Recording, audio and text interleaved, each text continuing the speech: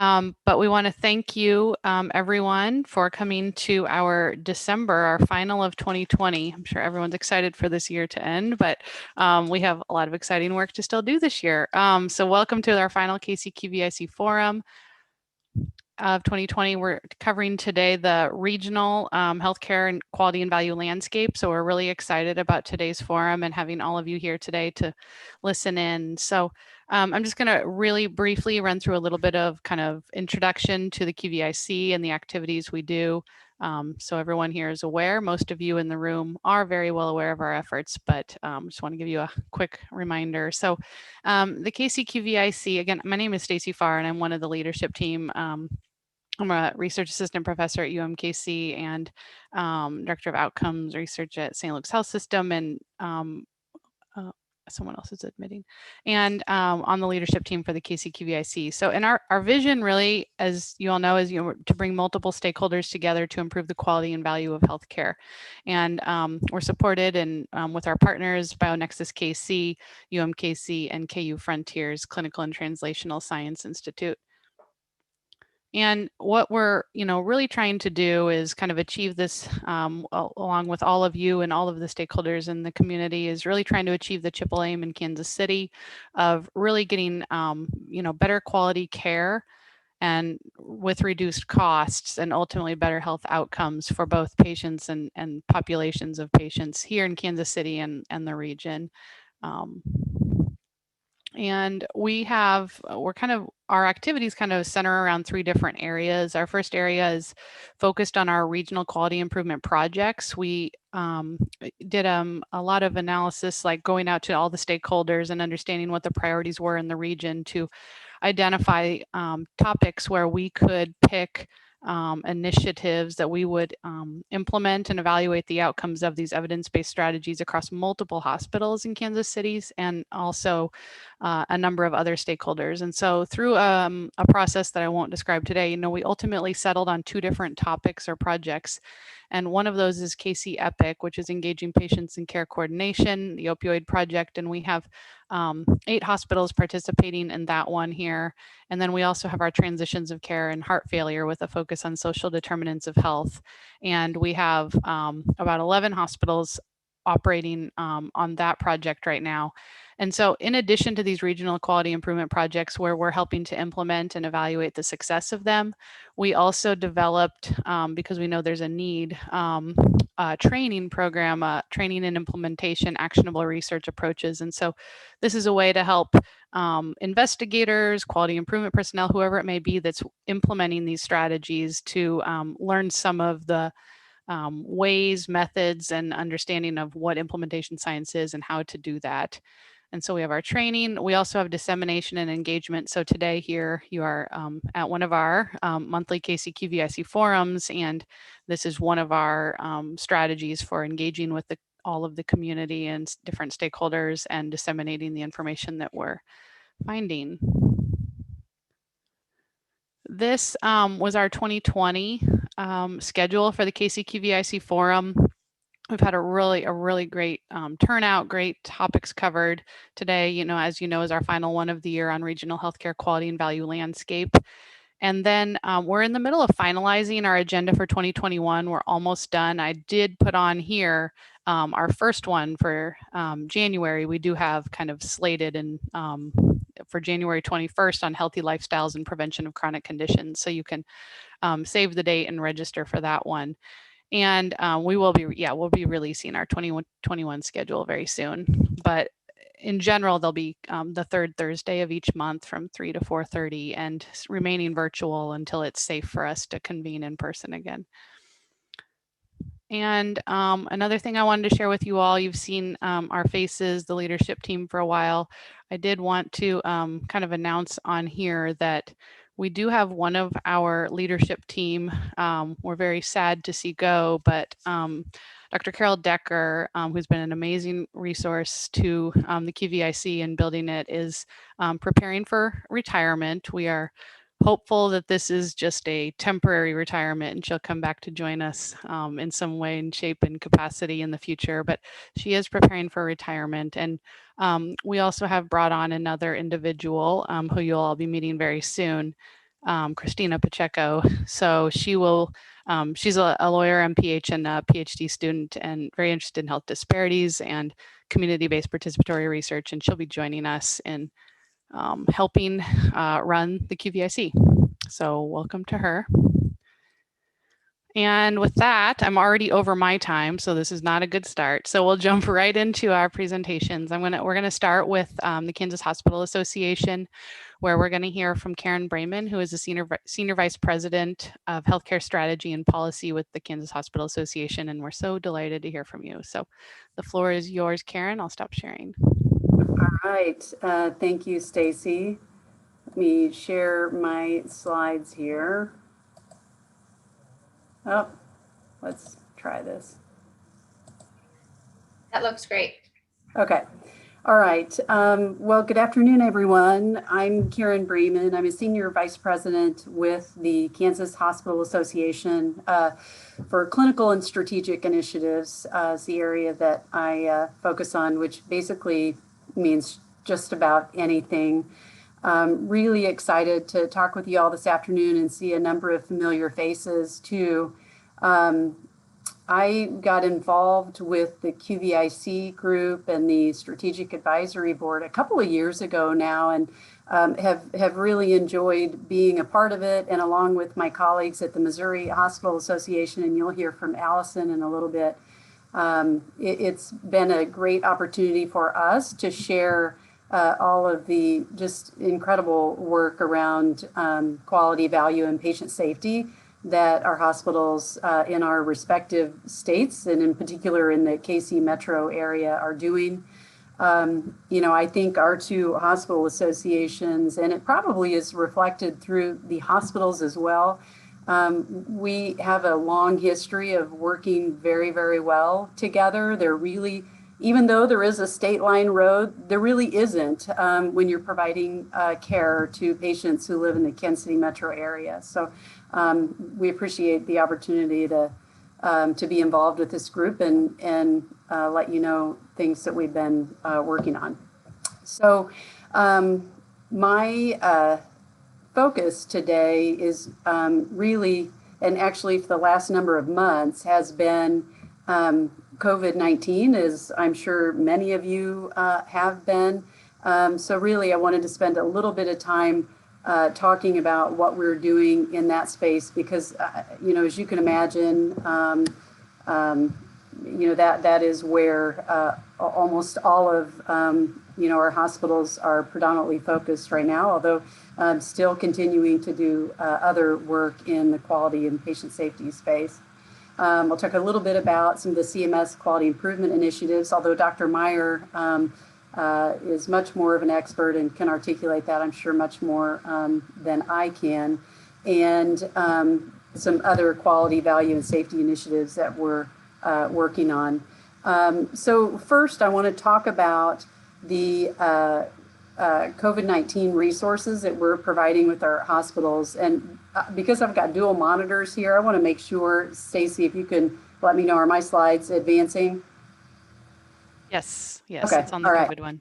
Okay, great. I'm going to slide my camera over a little bit so I can see this. So, starting back in March, we began providing daily updates around COVID to our members. We were doing weekly calls. Those are now bi-weekly, although things have really ramped up again with vaccine, with monoclonal antibodies, and we're looking at maybe, having an increased frequency on those types of initiatives. But we really span the gamut. And I know I'm talking more about what KJ is doing, but just to give you a sense of everything that our hospitals are dealing with, in addition to just the intensity of the caseload that they have right now and the acutely ill patients. If you think about all of that amongst staffing challenges, especially with quarantine guidelines, I think the CDC's change to 7 or 10 days, depending upon whether there was a test involved or not, will help a lot.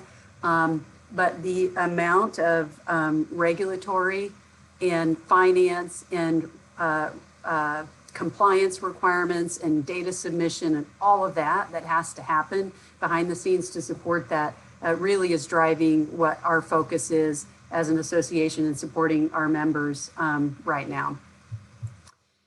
We also have been hosting clinical calls initially on a weekly basis. Those are monthly right now, but again, I think those are going to ramp back up just because we've had so much activity in the therapeutics and the vaccine space. But you know, a lot of time really, as you can imagine, just focused on COVID-19 right now. So I'm going to switch gears. I mean, just, you know, in that context, you know, kind of in a normal world, I think we'd be spending more time on things that are not COVID related. It doesn't mean that those slow down or stop by any means, but it just means that right now the majority of attention is focused on COVID. That said, there are lots of different quality and value initiatives that have been historically driven by CMS, or the Centers for Medicare and Medicaid Services, and predominantly Medicare in the quality improvement and value space. Last year, CMS, and again, Dr. Meyer, you know, would be able to also provide the CMS perspective on that. But as a hospital provider and hospital association, you know, we've seen over the last several years, CMS kind of consolidating and contracting how quality improvement and value are contracted and really approached from a federal perspective. Medicare is by far the largest payer of quality improvement types of initiatives, and Medicare has been funding quality improvement initiatives in the hospital space for many years now. And I just want to show you a couple of things here. So we have the Quality Improvement Network, Quality Improvement Organization, or QINQIO, at the top.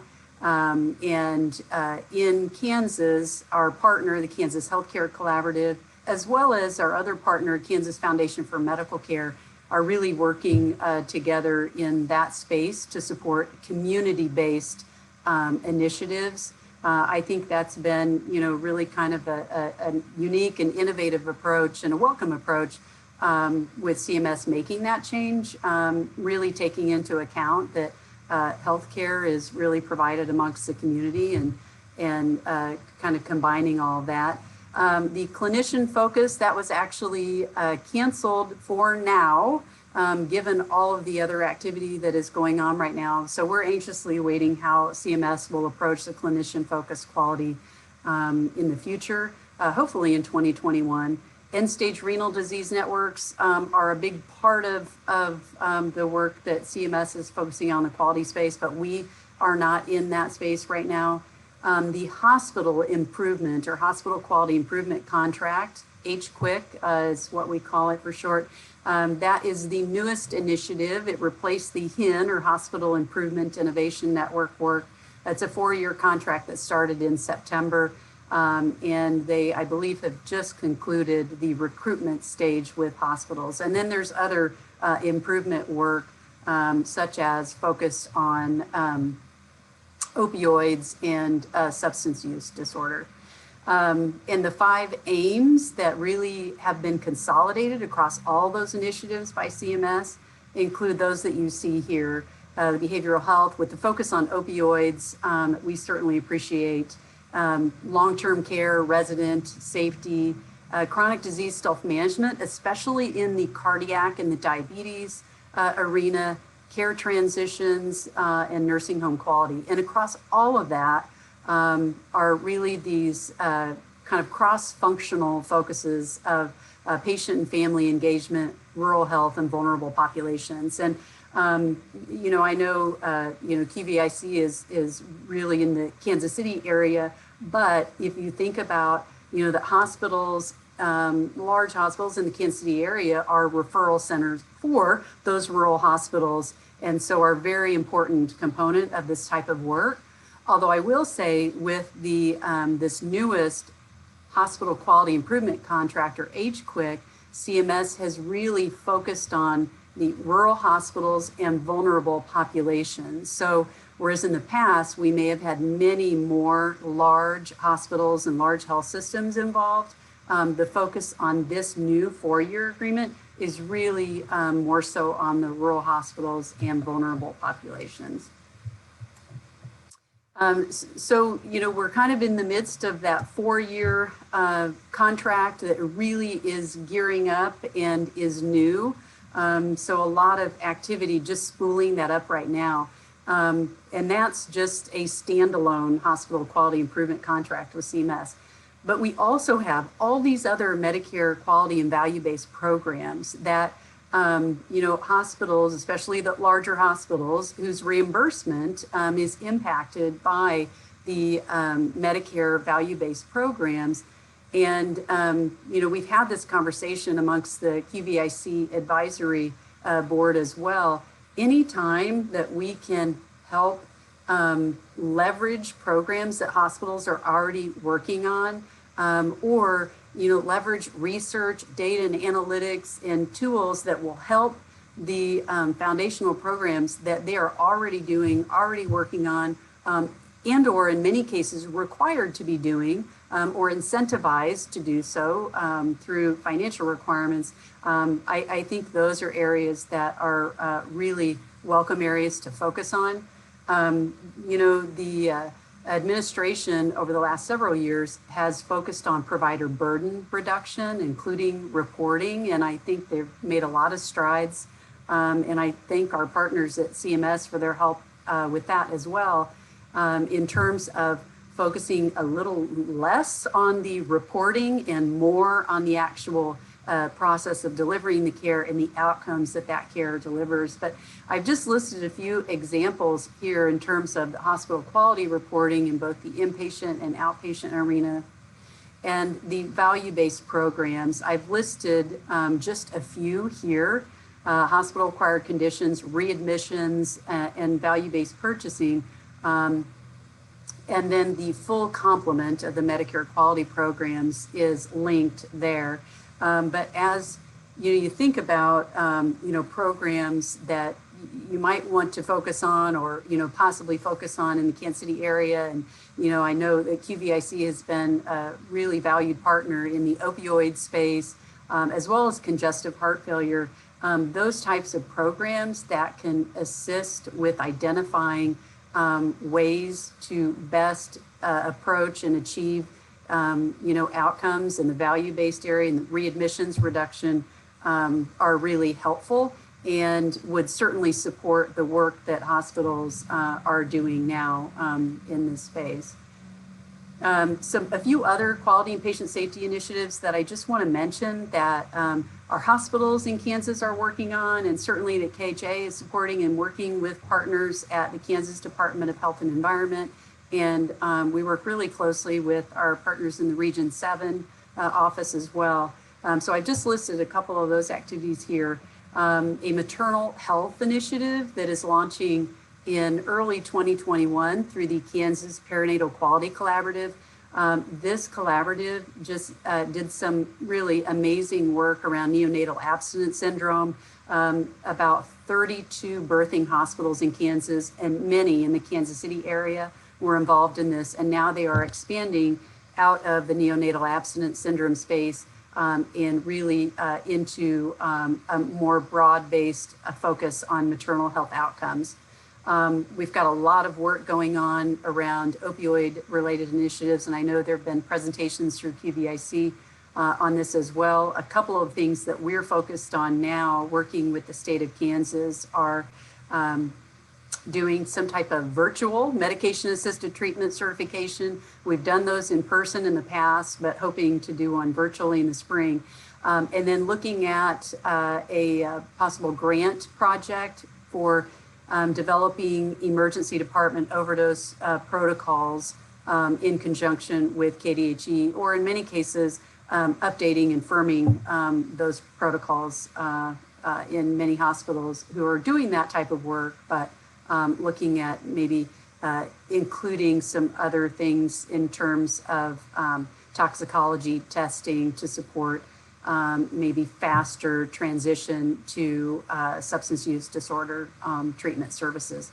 Antimicrobial stewardship continues to be a really important focus in the hospital setting. And now with COVID, certainly there's a lot of focus on how COVID treatment and therapies, will potentially impact antimicrobial stewardship.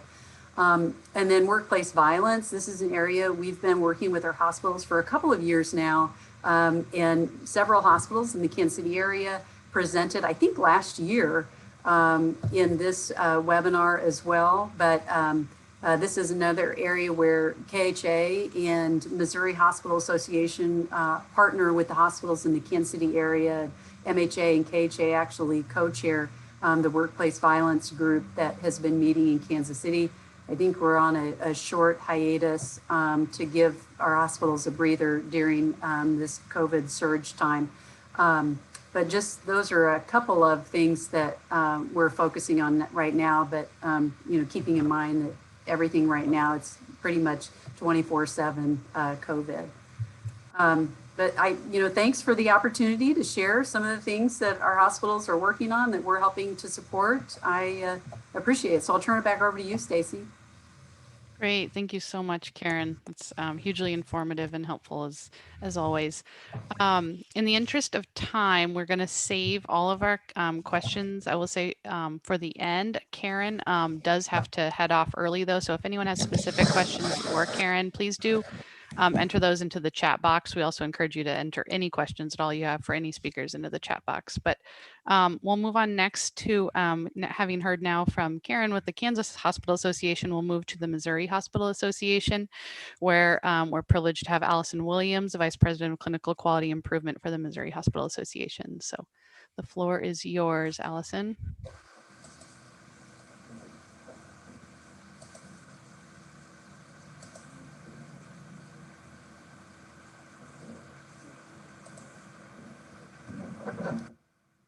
Might want to hit the swap view. I think we see, yeah, there you go. You're still muted, Allison.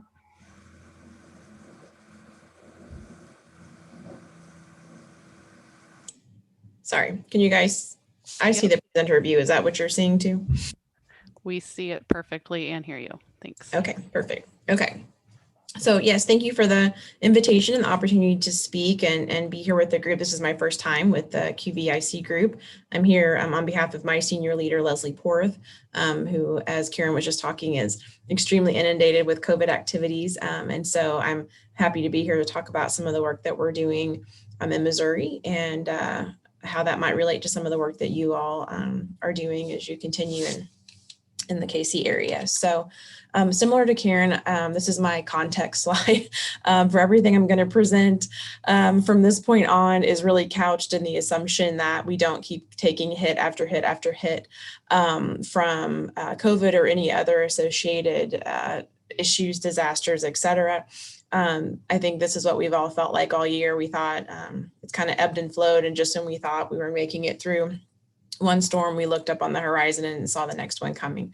So having said that, everything I'm going to talk about over the next few slides that we have kind of on the horizon that is not COVID related per se in 2021 is really predicated upon, the prioritization, the bandwidth, and really the appetite to move forward, whether we dip a toe in the water of these things or whether we jump in full force. So I just wanted to provide that context real quick. So we have 6 key focus areas from a strategic planning perspective for our quality and safety and performance improvement programming to work with our organizations over the next year.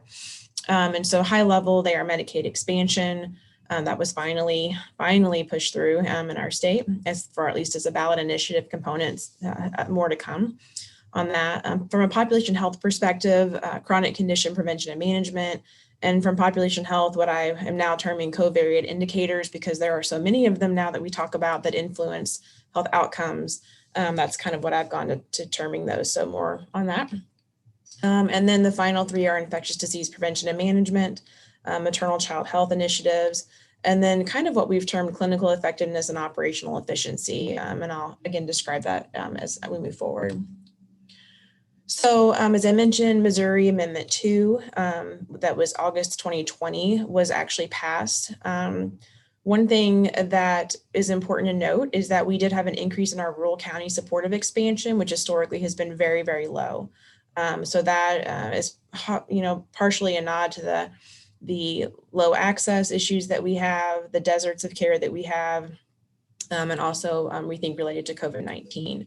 So this is just a map to show you the distribution of the yes votes and the no votes. We are really excited about this opportunity as a hospital association for obvious reasons from a revenue perspective and funding source. And it's believed that this funding will cover an additional approximately 217,000 Missourians who are currently in the gap. So they make too much money to meet the federal poverty levels, but yet don't have a solid insurance option or affordable insurance option otherwise. So they're usually either or underinsured still. The next hurdle is really funding this expansion, and it is a major focus at MHA in our 2021 legislative session. So this will be one of those topics that will be all hands on deck, both from an advocacy and from a clinical quality perspective. We will be utilizing data and bringing to bear lots of opportunities where Medicaid expansion would be of benefit to Missourians in order to ensure the funding of this moving forward.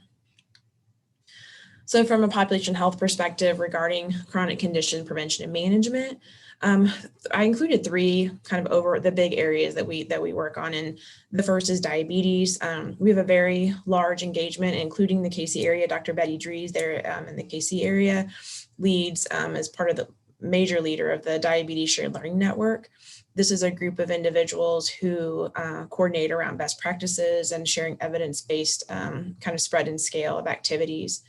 Also, we lead the CMO and the statewide diabetes echo engagement, and have been a big part of that as well with Missouri Telehealth Network. And then Stephen Jenga, who works on this project, also holds multiple stakeholder meetings to help, again, spread and scale those resources and best practices. Behavioral health is a huge issue in our state. We just did a survey, and it was one of the most significant clinical issues that our organizations are facing and don't have a lot of resources or thoughts on how to really troubleshoot it well. So we know some of the gaps that we're working to address with external stakeholders and with our hospitals are really around the patient level resources, planting seeds of awareness. I've already started to see, I'm sure many of you have billboards out there around stigma reduction for mental health disorders, really increasing access coverage and increasing the provider sources. And then also healthcare worker, law enforcement, and consumer and public education and training. And then Stacey already mentioned the work around opioid use disorder, and Karen talked about it as well. We have a large presence of EPIC in the state. I think we have around 75 organizations currently engaged with EPIC, which is the emergency bridge program where patients who come in with an overdose are connected to a peer counselor, given a bridge prescription ideally, and connected to resources to help promote their recovery. We also are collaborating with RCOR, which is HRSA funded to do rural opioid support from access perspective. Sean Billings, my colleague who works heavily in the opioids world and substance use world, is coordinating. We're not doing the work of that RCOR, but we are helping to coordinate with others. Again, just realizing who else is in the space with you is a key part to getting a lot of the work done. And so that's kind of what he's about. And then our second maternal AIM bundle, which I'll talk about in a little bit, will be around opioid use disorder. And you can see rural treatment access is a big focus, along with statewide PDMP legislation. And I have here again, because we are the only state in the union continued that does not have a legislated statewide PDMP. And then I did include the word teleservices up here because we are very engaged, both from an advocacy, from a payment perspective, and then also just from a quality and a deployment perspective around use of teleservices. Obviously, the COVID-19 situation and the waivers that have been allowed have really opened up a lot of doors that seem to be closed and were going to stay closed for a long time, but now have been opened, and it's like a whole new world, and an aha moment has happened in the healthcare world around use of teleservices. So we're really trying to support our hospitals and organizations to utilize services as appropriate from that perspective. So I just included here, this is the map. Gosh, it's probably been, I think it was 4 years ago. We collaborated with the St. Louis County Public Health Department to implement kind of a stand-in PDMP, if you will, in lieu of having a statewide legislated PDMP. So this just shows you the really the saturation of that effort, and where the coloration indicates the implementation phase. So there have been quite a bit implemented in 2017 with the dark green, 2018, so on and so forth. So we're looking at 75 participating jurisdictions, which actually covers, just from a population density perspective, 85% of the population and 94% of healthcare providers. So there really is good opportunity, and we continue to try to promote that there's good opportunity to understand your patients at the bedside level by accessing this PDMP service, to understand what their patterns of use and what their pain management plans and such may have actually been. So the next population health issue are really what I call covariate indicators. And so these include social determinants of health, adverse childhood events, equity-centered trauma-informed care, and bias and stigma. So these, as far as efforts around these go, I'll talk a little bit more about each one of these. From a social determinants of health perspective, we have engaged a lot from a data perspective, and it's, of course, now it's eluding me the name of it. We have a data repository I'll come up with, and I'll put in the chat. Data repository with MU, in connection with MU, that provides county level demographics, socio-demographic data sets that allow counties to take a look at themselves, allow a zip code level review of social determinants of health. So that's been a big effort undertaken over the last few years. And we're really weaving, this lens of SDOH, as many of you are, into all of our programming. So we're actually looking at including race and ethnicity data in our maternal data collection sets, and trying to get a more localized viewpoint of what the impacts of SDOH are for each of the programs we're doing. When it comes to ACEs and ECTIC, we're really looking at collaborating with Alive and Well. We are launching and have just kicked off a pilot group with at least one full in hospital, and then we have 2 others who have voiced interest, large systems around training for trauma-informed care, equity-centered trauma-informed care, and doing a pilot program in the next year with that organization to roll out training. So that's one of the efforts that we're doing around that as well. And then bias and stigma, as I mentioned before, it's just a huge issue in all of the behavioral health and all of the opioid and substance use disorder work. And so we're doing some training and education on that. And in particular in the maternal world, in our collaboratives, we are currently reviewing and demoing different implicit bias and stigma related educational offerings. And we plan to offer that in the future for them, just to try and, if nothing else, our goal is in all of our activities and initiatives to raise awareness of what might be a bias or stigma issue that's related. So many of you have probably seen the ACEs tree, the pair of ACEs. Again, this is just for edification. This is what we're balancing really and basing our work approach on, so that community adverse environments and adverse childhood experiences both create synergy to really achieve, if you want to use that word, achieve poor health outcomes, and actually a very much higher rate of death and a lower age expectation for living. So, and then this is really the Missouri model. It's for trauma-informed care, and this is the model that we'll be utilizing in the pilot. So there are, it's really a kind of a phased, layered approach from becoming trauma aware to becoming trauma informed, and the differentiation across that timeline of what each of those topics means.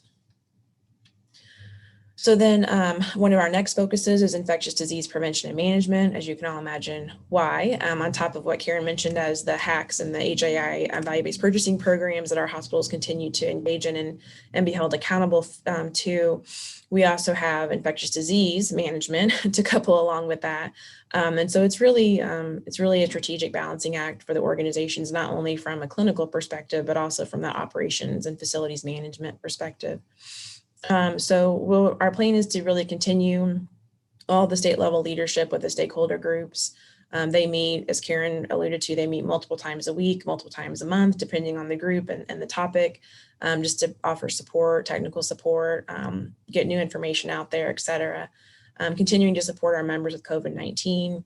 We have a model of healthcare coalitions in Missouri that work around kind of networking to communicate, operationalize, and support, disaster preparedness, logistics, and resources. And they have been leveraged in this COVID-19 response as well, because they do include external hospital stakeholders such as long-term care, which has been critical, a critical issue in this pandemic. We currently, and one of the newest initiatives that KHA and MHA are working on together is a new Show Me Echo. We've had a COVID-19 one going on in Missouri for a while, and now we are promoting a new one, a bi-state effort around inpatient pandemic response management. So that actually launches Tuesday. So if you want more information on that, let us know, and we'll get you the information to join. We do have plans to leverage the ASPR and COVID funding streams, just to continue ongoing support for the hospitals, and where we see gaps to really address those gaps around education, as you can see there. And then we've really been a leader around data collection, compliance, and dashboard. So I know last week we had 100% of our hospitals with 100% submission of data. So we were very excited for that, because that's been, to say it's been a whirlwind would be an understatement from a data collection point with HHS teletracking with COVID. So the hospitals, I believe it's 120, Karen may correct me if I'm wrong, I believe it's 120 measures a day that the hospitals report for COVID.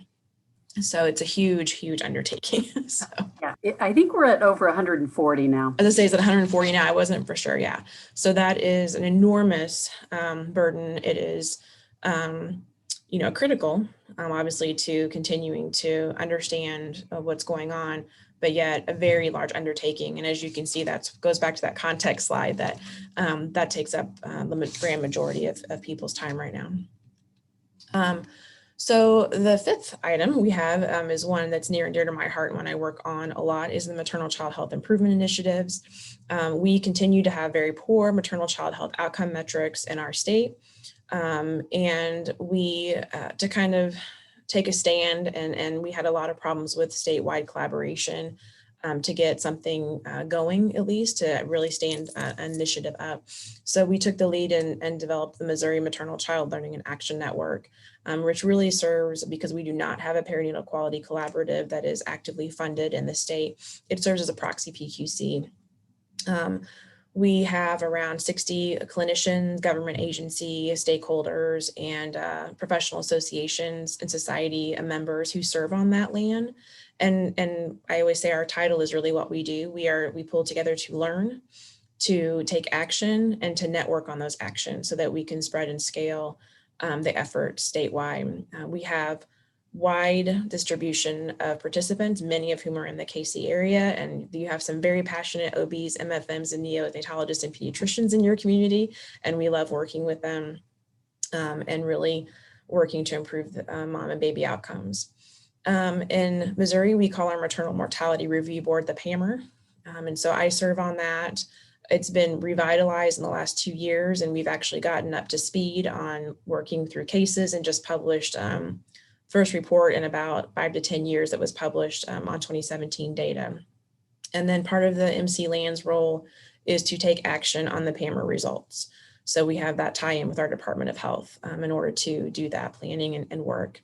We became an AIM state in 2019. Our current project is the maternal hypertension AIM bundle, and we have 34 hospital organizations involved in that. And we expanded to emergency departments because a lot of women in Missouri, they don't receive Medicaid benefits after 60 days postpartum. So then our data tells us that days 42 to 365 are actually when they die of perinatal cardiovascular related issues. So we needed to engage our EDs in that initiative to better recognize perinatal cardiovascular issues when they come into the ED with seemingly kind of vague, I have a headache type symptomatology, and think about tying it. So we worked on with actually Dr. Karen Florio, who's there at St. Luke's in KC, worked on with her on developing an ED algorithm that we kind of leveraged from another health department. And we've been deploying that. We've also been working with clinics on the postpartum side. And then, as I mentioned, our next project, which we had slated to start in March, but the reality is we're facing is it probably will be July at this point, just again, logistics, COVID, et cetera, will be maternal substance use disorder. The AIM bundle is OUD and focuses heavily on opioids, but I'm sure as you all experience in Kansas as well, we have a very high methamphetamine rate. We have a very high marijuana use rate with maternal patients. And so we want to focus a little broader. And then we work with some state and regional grants. We coordinate with Department of Health on the CDC maternal mortality prevention grant. We work with DSS on the MOMS model grant, which is another opioid related initiative. And then we're engaged as partners on the Rural Maternity and Obstetrics Management Strategies grant, which is in the Boot Hill area of our state. Then we just launched our first NAS collaborative just in November, and we have 17 hospitals really from all across the state participating in that. And I believe, I'm trying to remember the KC area one, St. Luke's, Truman, I think are the main participants in that initiative. We also participate in Safe Sleep Coalition, Show Me Echo. We have 2 maternal echoes going on there, and very focused on increasing our data collection and disparity reduction. So the last area of focus for us is clinical effectiveness and operational efficiency. And as Karen outlined, some of the CMS grants and contracts, we've kind of taken a different turn on that this year. There just were so many changes with the contracts, and again, with the CQUIC kind of going away, at least temporarily, we don't know what's going to happen there. And with HQuick, we determined to take a different route, and we determined not to participate in those contracts at this time. So we are looking at a strategic planning on what are we going to continue and focus on, and what matters to our members when it comes to quality, safety, and performance improvement. And so we just completed a survey. We have 90 responses, and I'm in the middle of analyzing those results that will really inform for us what our members' needs are, where they see gaps, and how they see that we can help them. And so that is how we will form our strategic plan and come up with specific programs, et cetera. So we will continue. We've been, for the past couple of years, we have done programs for quality staff and infection preventionists that have been in their roles less than 2 years. We will continue that. We do kind of a boot camp program for them, and an ongoing kind of network support group connection that my colleague Jessica and I lead. And that's been really important because we have very high levels of turnover in those roles. And those are such key roles in our hospitals from a stabilization perspective, as far as foundational, again, ties to the value-based purchasing programs, such foundational quality metrics there. And what we found is that we get phone calls saying they've had someone quit, and they have someone who's never done the role before, and they're completely lost. And so we've done some foundational programming there. I mentioned again, we have plans to do a cohort out of the ASPR and COVID-19 funding that will integrate clinical and operational functionality. We really saw the disparity of knowledge and function through COVID from clinical and operations disaster preparedness. And we really feel the need to merge that. And then we do, lastly, we operate a statewide patient family advisory council. It has about 30 members on it, and we'll continue to work with them. We are actually in the midst of producing with them kind of a flip on our Healing Happens Here work, where it's from the patient's perspective. So, and that's what I have. So those are our 6 primary kind of focus areas over the next year. And I'm happy to take any questions towards the end. Thank you for the opportunity to share with you what we're doing. Great. Thank you so much, Allison. That was really informative. If anyone has questions for her, definitely drop them into the Dropbox, and hopefully we're a little behind, so hopefully we'll have time for a few questions later. But I'm going to now turn it over to Jill Watson, who is going to give us kind of a healthcare clinically integrated network perspective.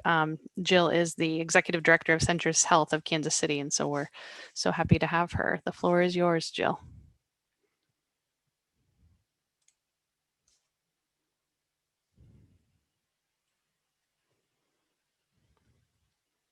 And we see you, not hear you yet.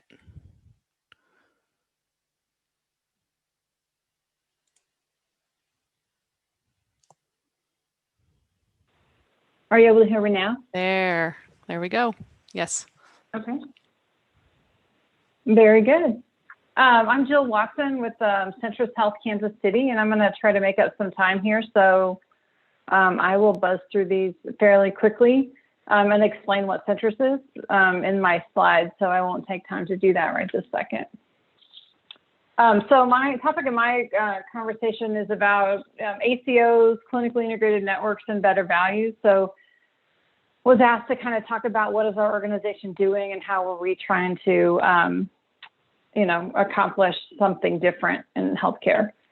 So I'll start with clinically integrated network. This is probably the most complicated slide I have, but basically, why do we clinically integrate 3 years ago? Basically, because there was limited change happening in the other models. And so the folks that were involved with standing up Centris thought that clinical integration was a way for us to achieve something different and maintain the autonomy of the systems and the independent practices that are involved. This slide tells you who is in Centris. It's North Kansas City Hospital, Advent Health, Shawnee Mission, University of Kansas Health System, and about 35 independent practices, some of whom come to us through the Kansas City Metropolitan Physician Association, which is a large IPA in Kansas City, and some that come just, on their own. Kind of all of them come together to build a complex organization with lots of input from all of those physician leaders and business leaders at all of those entities, really focused around physician leadership and governance, management. We have a quality program with data sharing, care management infrastructure, all the parts and pieces that you would expect to achieve clinical integration if you've studied that concept at all. And then, of course, value-based contracts to sit it all on top of it all. So back to accountable care, what makes people ask me what's the difference between a clinically integrated network and an accountable care organization. I think the difference between them is an accountable care organization has accountability for the total cost of care.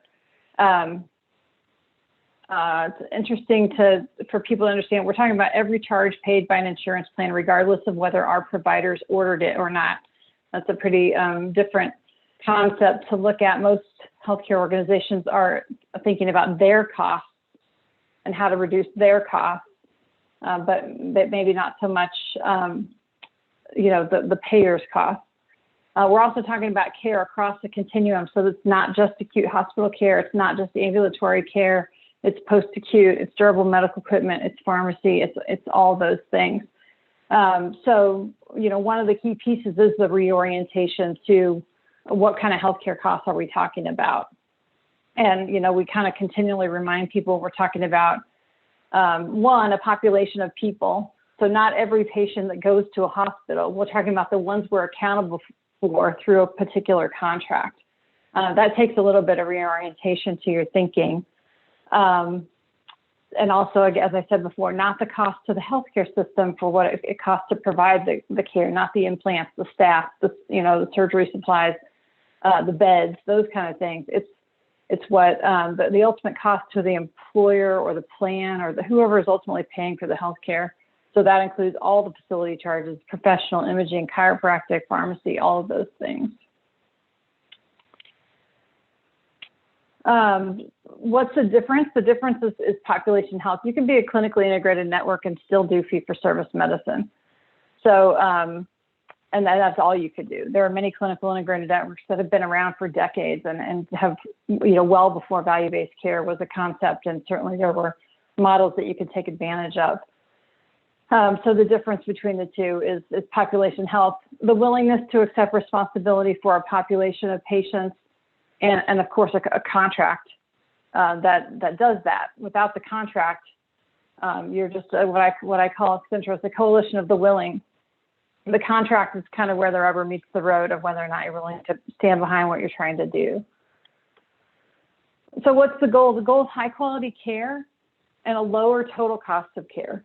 The idea is to keep patients as healthy as they can be for the shape they're in, whatever that ends up being, which makes it so that we're not just looking for healthy, shiny, happy people, but sick people also,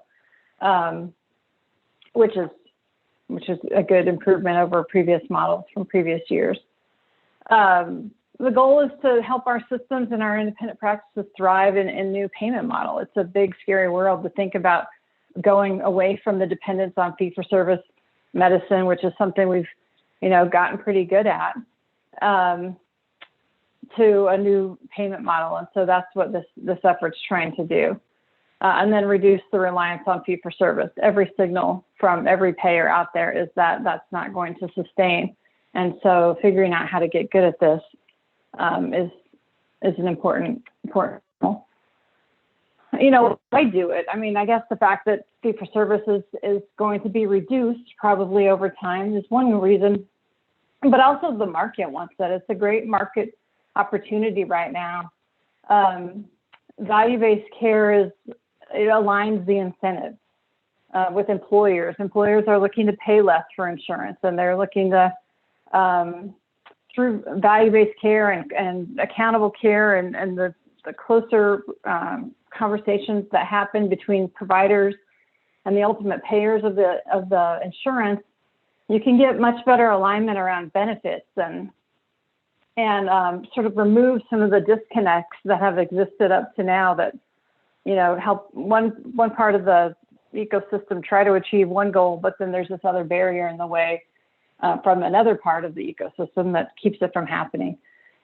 Payers, commercial and government, we're going to hear from Kelly Hupka at Blue, and she spends all day long thinking about value-based programs and how to help providers like us move to a different model of care. And patients want it too. I don't know that they articulate it the way that payers and employers do, but everybody wants to reduce duplication and have a better product, a different level of member experience that produces the outcomes that they're looking for without the duplication. I said before that fee-for-service trends are not sustainable, and it makes a ton of sense. Once you understand what value-based care is, it's super just logical. It makes a lot of sense with what, you think about what do your friends complain about the healthcare system? There's a lot about value-based care that helps get that figured out. Better coordination, better communication between providers, less duplication, which therefore, lowers the overall expense, which hopefully someday means at least leveling off, if not reducing at some point in the future, what percentage of their paycheck goes to their healthcare compared to the trajectory that it's on right now.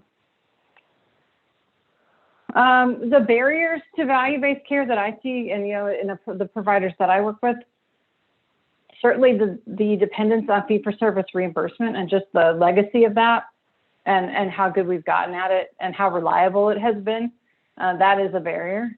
The complexity of the system, certainly lack of meaningful data exchange. There is a lot of data exchange happening, and I don't want to poo-poo that at all. That is important work. I think what's exciting now is that we're starting to expect knowledge from that data. And it's one thing to just get the data happening. And it's to a non-data person like me, it's really eye-opening to see how hard it is to get real data from one place to another, from one system to another. All of that is very important work. We mostly want to skip over that and just get to the part where we have the knowledge and the insights coming out of the data. And we still have more work to do there just as a system. Misaligned benefit design. So $50 copays to go to the ER, that is not helpful to a value-based system that's trying to prevent unnecessary ED visits. So those kind of things where you could get better alignment toward having a deductible that is really trying to produce an outcome that we think is better for everyone all the way around. And disengage patients, the fact that, and I think, hopefully patients are starting to wake up to this, but that somebody else can fix me. It's not my problem. I don't have to exercise. I don't have to eat right.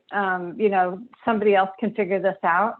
That also is a barrier to care because we're trying to keep people, as I said, as healthy as they can be for their shape they're in. So that helps them to try to keep themselves healthy as well. Stacey asked us all to talk about the impact of COVID on our organizations, and Centris is a collaboration. And so I can tell you what we did when COVID hit was just wait and let all of our systems respond to what was coming at them and just be sensitive to what we're expecting of them. We did notice that during the shutdown, at least, that there was an opportunity and an appetite for providers to get education around some of the concepts that we're talking about, like risk adjustment, teach back method, all kinds of things that help them be better providers and help them have a better relationship with their patients to produce the outcomes that we're hoping to get. That they really had struggled to find the time to focus on that kind of education previously. We were able to take advantage of some of that downtime in the ambulatory clinics while things were shut down. Of course, they've ramped back up now. So we're grateful that we had that time when we did. Certainly telehealth has gotten just a giant boost through this whole thing. We're super pleased with how the systems have reacted and have implemented. It's always really have quoted many times the University of Kansas Health System had a 2-year implementation plan that they implemented in 2 weeks to get every single provider capable of doing telehealth. So that has been really awesome to watch. And as a patient, I've appreciated that new capability in our system. We're hopeful that will stick around. We think that it, is going to be something that patients expect and are glad to see that, payers and others are seeing the value of that as well. I think another kind of a good thing from a value-based perspective is the awareness that patients are showing of where to go for care. Maybe it's a little bit out of fear right now, and they're not wanting to contract something that they didn't want to contract. But having people think about where do I go to access a service that I need, rather than immediately running to the one that's always open, which is the emergency room, we think that's helpful. We're encouraging our providers to really put more into where to go for care and decision support tools that exist, and then making up even new ones that don't exist to help patients understand, what is a reasonable place to go to get care. And then, of course, self-care. I think that people are realizing washing my hands makes a big difference. Paying attention to where I'm standing compared to somebody else is now something that most people have in their just top of mind right now. So if we're able to translate that to some other self-care topics, I think that will be helpful for the goals that we're trying to reach, for sure. I think that's the end of my deck. How'd I do catching up? Great. We're obviously still behind because everyone's so amazing and I want to hear more from everyone. But thank you so much, Jill. That's so important. And thank you for explaining ACOs and clinically integrated networks for us. So we'll now turn it over to getting a private payer perspective. We'll hear from Kelly Hubka, who is the Director of Value-Based Programs at Blue Cross and Blue Shield of Kansas City. So the floor is yours, Kelly. Great, thank you. So Jill did a fantastic job of queuing my presentation up to talk about value-based programming. So thank you so much for having me here today. Value-based programming and care is a real passion of mine. So I'm really happy to talk about how private payers are partnering with other stakeholders and really reshaping the healthcare landscape. Today, we're going to talk about just value-based care, the Healthcare Payment and Learning Action Networks framework for alternative payment models, and finally, how we are supporting that acceleration of value here at Blue KC. So value-based programs are care delivery models that span the systems of care, primary care, specialty care, hospitals, health systems, ACOs like Centris. And a key tenet of value-based programs is that they align incentives to performance and outcomes. So there's a real focus on quality, appropriate utilization, and affordability. This reduces the reliance on the traditional fee-for-service models that incent providers based on volume rather than value. And this does benefit all healthcare stakeholders, from the patient, providers, payers, suppliers, the community as a whole. So this graphic really talks about how value-based programs are evolving and shaping the payment landscape. Fee-for-service models take us down a pathway where revenue is optimized by rate increases and volume, where value-based care models optimize revenue through demonstrating better outcomes and increased value for patients. They can work in tandem together, or they can be viewed as completely different payment mechanisms. With value-based programs, there's expected and predictable outcomes. We look for increased patient satisfaction, of course. There's a different coordination of care, typically at a higher level. We see more patient centricity within value-based models. And also, because of that focus is shifting from reactive to proactive healthcare, the quality increases, the affordability becomes more manageable, healthcare as a whole becomes more financially sustainable. And this really aligns those healthcare payments with the quality, the value, the utilization, the cost, all of those outcomes. It also encourages appropriate healthcare utilization. And this is not to say that we want to be a barrier for utilization of healthcare services, but we do want to encourage that the right care be provided at the right time and at the right level of care. Not every service needs to be in the emergency room, of course. Having an engaged primary care provider can do a lot to shape value. And this really does promote healthier communities. That saying, act locally, think globally, is really what we're doing here at Blue KC, because value-based programs, while it may cover our patient lives, these really do shift practice patterns within a healthcare organization. So the community as a whole benefits. So one question that I get a lot is, so at Blue, you know, my job is I'm the director of value-based programs, and I have a job that I love, getting to think up ideas for new value-based programs, how we can implement them, the design, the evaluation. So what do I do to create those? And we use a framework that is the Healthcare Payment Learning Action Network framework, because these programs absolutely cannot be developed or implemented in a silo. These are programs that really take a whole network, and that's what the HCP LAN is. It's a collaborative network of stakeholders that have come together with a common framework. They all are seeking to align their approaches to payment innovation to move to more of a value-based space. And I've linked the website to HCP LAN here. I encourage you all to peruse their website. There's a considerable number of resources that are available for free, including the framework that we're about to discuss and a white paper that dives into that framework. So this is a visual depiction of the framework, and we'll explore each category briefly.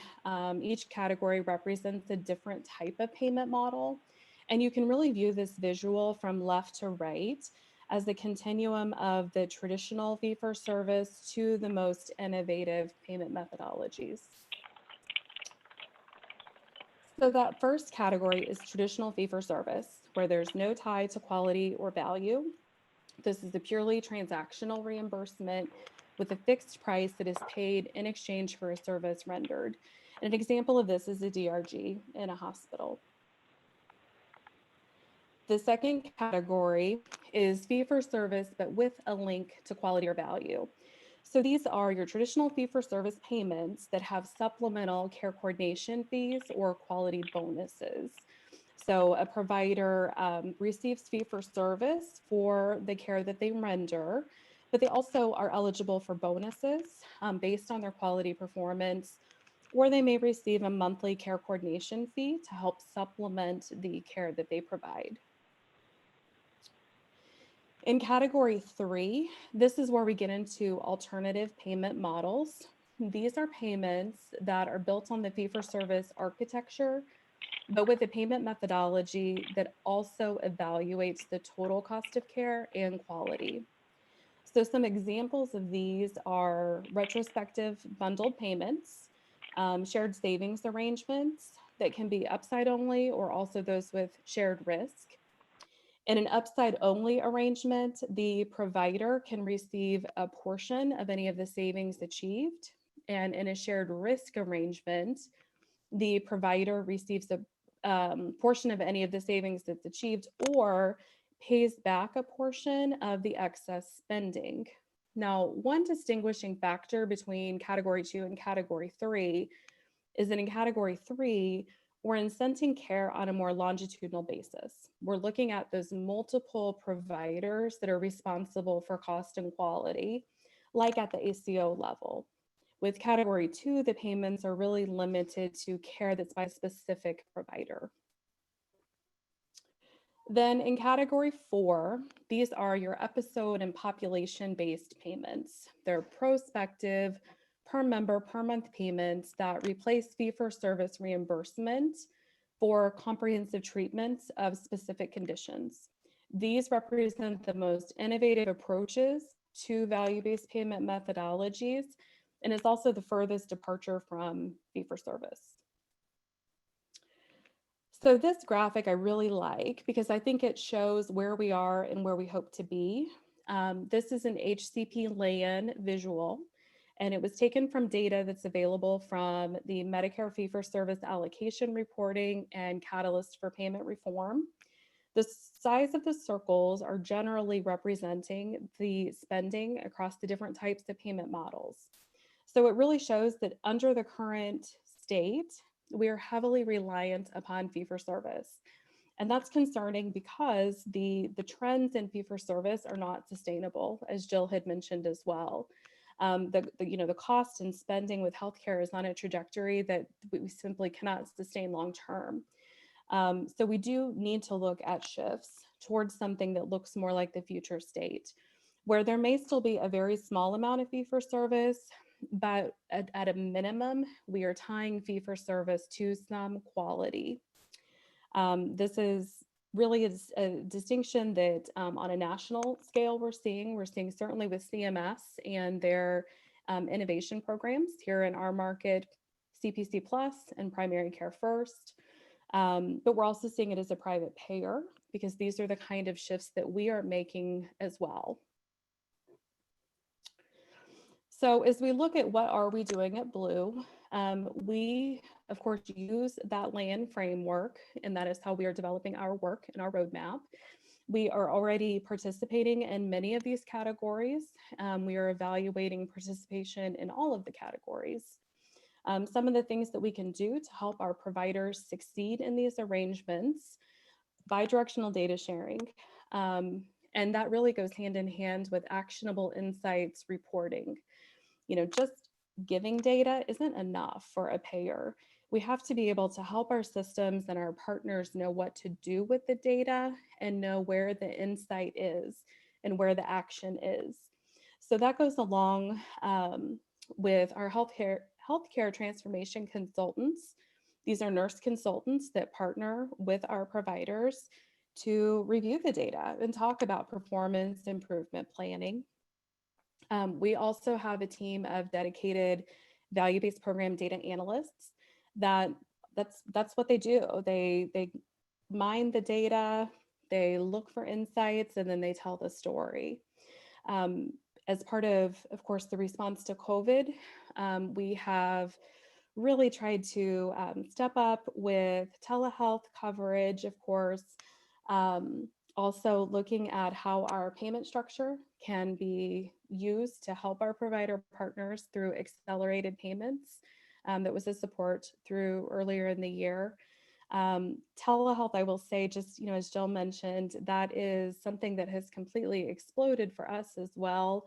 So looking at the long-term supports that we can have in place with telehealth is a key feature. So I don't feel like I made up much time either, Stacy. I'm so sorry. I tried.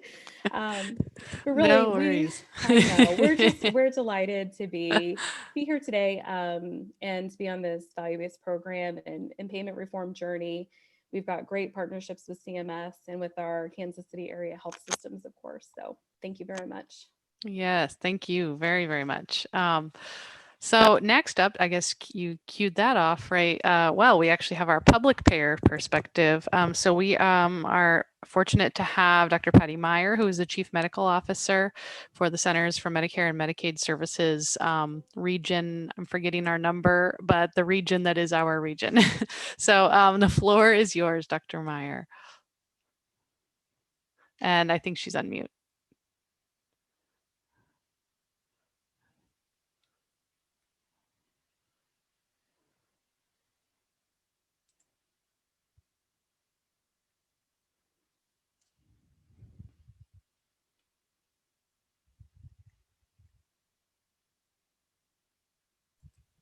There we go. Thank you. When I opened up my slide screen, it covered up my unmute button. So sorry for the delay. So can you see the slides okay now? Not yet. Okay. There we go. Now it says.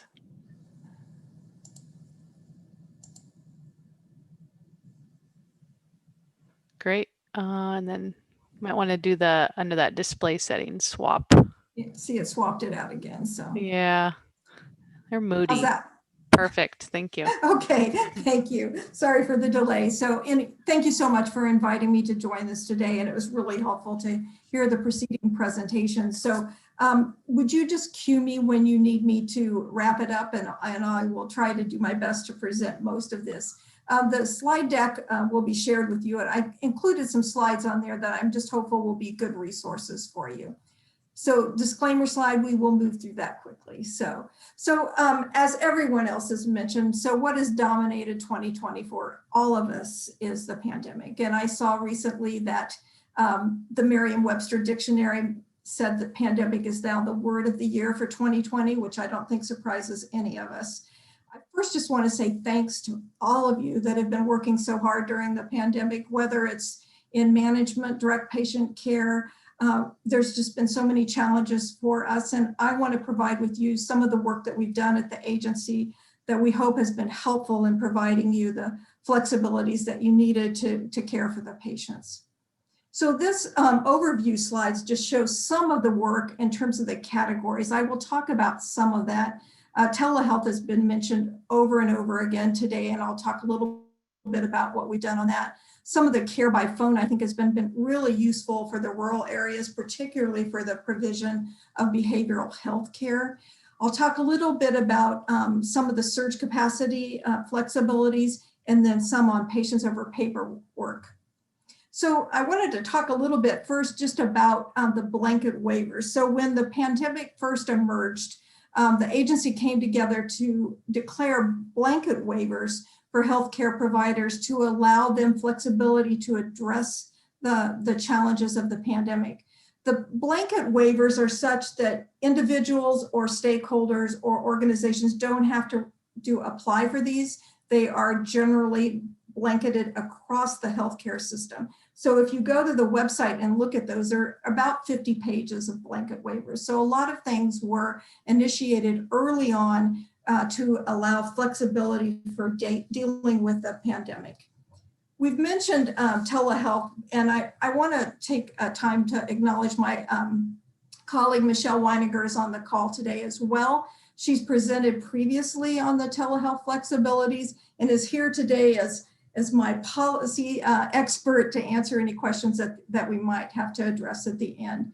So some of the things I just wanted to highlight are on the slide, but importantly, the geographic restriction was waived, which will allow telehealth to be in areas other than rural areas.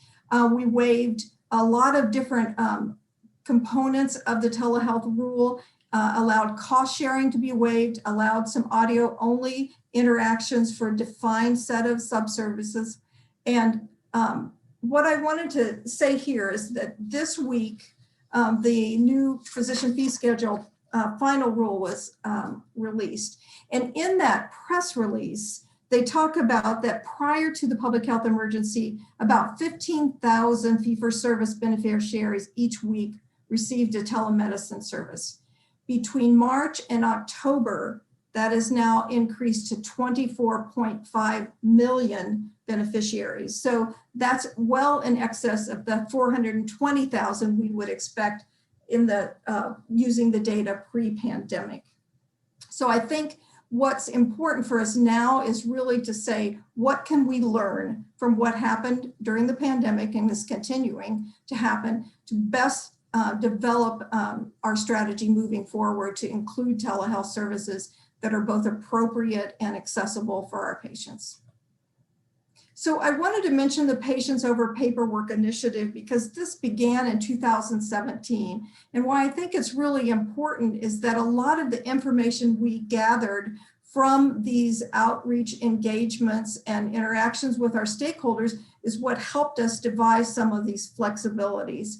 So there was an RFI released in 2017, and many of those that were suggested during that have been addressed already, but a lot of those we learned from our interactions. So the Patients Over Paperwork is an agency-wide initiative, and it's not just directed at clinicians at hospitals, but these various stakeholder groups. We've had specific scope statements and work with nursing homes, with beneficiaries, hospitals, and the other groups shown here. We have a chronic pain one ongoing right now and one working with the dual Medicare and Medicaid eligible beneficiaries. So we use human-centered design to work with our customers to try to see what are the pain points in the system, how can we improve the system and reduce some of the regulatory burden. So again, I think this has really been a great framework for helping us devise some of the flexibilities to deal with the pandemic. I wanted to mention that one of the things that we heard often early on were the restrictions based on the Stark law. So if you'll notice that we have recently issued a rule, a final rule to modernize that Stark law. And the reason for that is that was introduced in the solely in the fee-for-service era to try to reduce inappropriate physician self-referral. So where the physician or provider would benefit financially from that referral. So it really isn't a good law to have in place in a value-based purchasing arrangement where you're responsible for the total cost of care.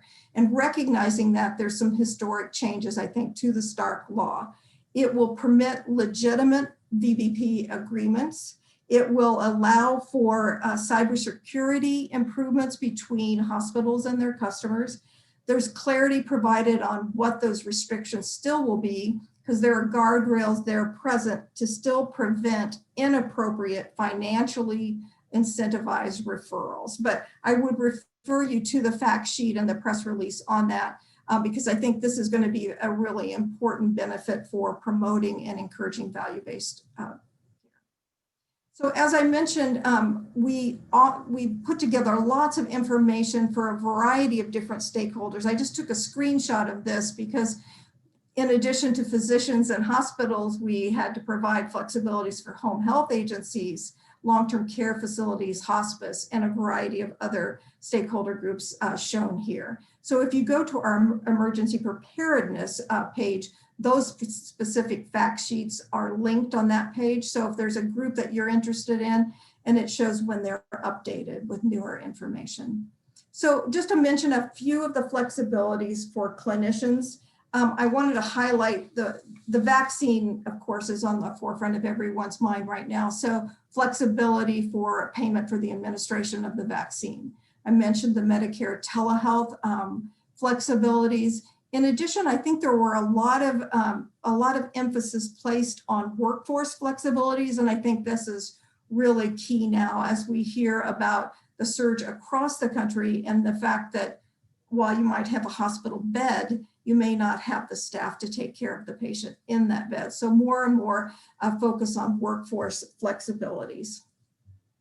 So I mentioned the vaccine. So as you know, the state plans address the distribution of the vaccine. So we at the agency also have a vaccine toolkit, and that's shown here, at least a screenshot of what's in that toolkit, but how providers can enroll in Medicare to bill for administering the vaccine, the coding structure for that, the reimbursement, which also includes roster billing. So that makes it easier if you're doing multiple patients in a day. So again, this is on our website with a vaccine toolkit.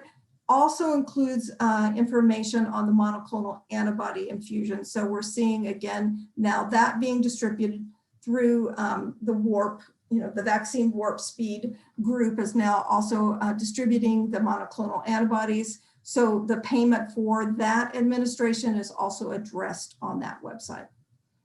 So the quality payment program, where providers participate in that program, there were a few things I just wanted to highlight. The one I want to make sure that people know about is that we recognize that it's difficult for clinicians and other providers to submit data during this very challenging year. So for those that need to ask for extreme and uncontrollable circumstances application for reweighting, that deadline has recently been extended to February 1st.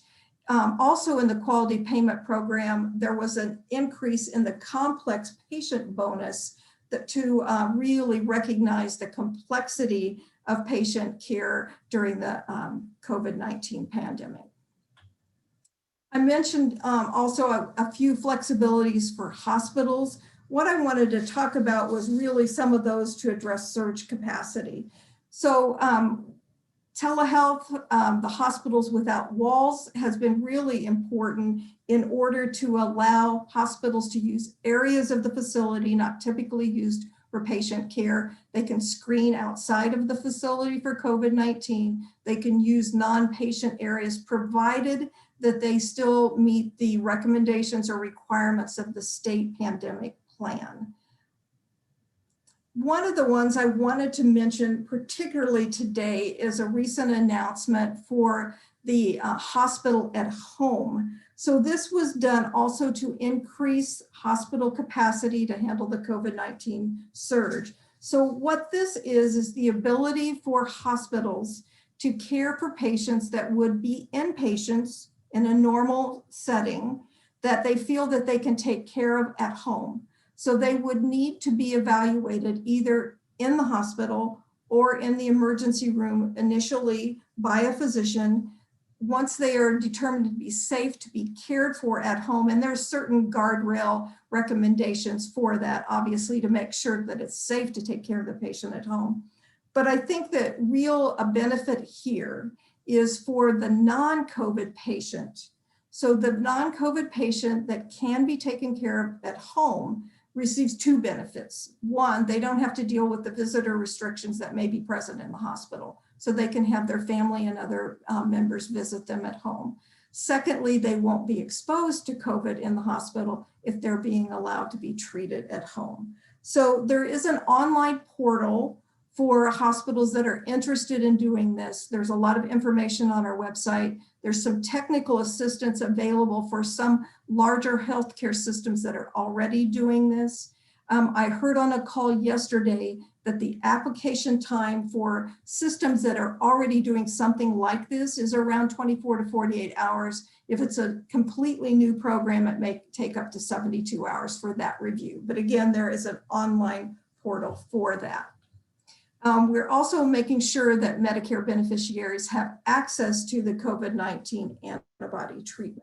So as I mentioned before, that's addressed in that vaccine and therapeutics toolkit, but the payment is available for those that are able to administer the outpatient treatment. So this is an outpatient treatment, either in an infusion center, wherever the site is for that. They have to be eligible for outpatient treatment, not inpatient treatment.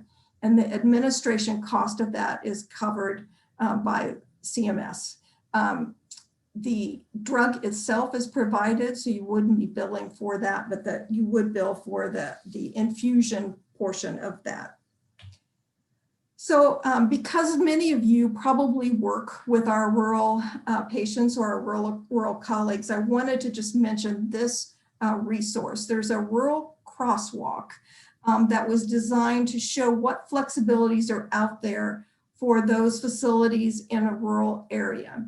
So the table of contents is shown here. It talks about expansion sites, facilities without walls, some of the workforce flexibilities that are available, data reporting, and other guidance. So what it looks like is, this is just an example snapshot I took from the crosswalk, but let's look at just at the audio only telehealth. So it shows where that is can be used either in rural health clinics, FQHCs, and SNFs, et cetera. So if there are certain flexibilities, you can look at the applicability of those across those rural areas. So I've included at the end just some resources for you, both the HHS telehealth site, a booklet on telehealth, and the Medicare.gov telehealth site. My contact information is here. I know that we're running a little behind. If you have questions that you need, feel free to send those to me directly at the email that's here. Also, I think what I mentioned earlier is that what we really need to do is learn from this, learn what best practices emerged from the pandemic, what flexibilities were helpful, what flexibilities were not helpful, or were there things that we didn't do that you really needed. So feel free to use my email address and send those to me, and I'm happy to share them with our senior leadership. Thanks very much for letting me come today. Thank you so much. These were all so amazing. Are there any questions that anyone would like to unmute and be the one to speak first? It looks like we have time for probably a question or two for any of our speakers, but we're right at the end, so I don't know. Anyone have a burning question they want to ask?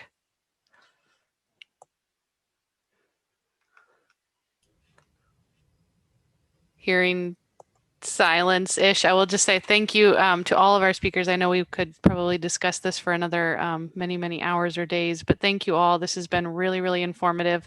Any questions also that you have, you're welcome to email me after, and I can connect you with any of the speakers. And we will have the recording of this also available on the QVIC website within a few days. So you can also revisit that there as well. So thank you all so much, and stay safe, happy holidays, and we'll see you in January. Thank you.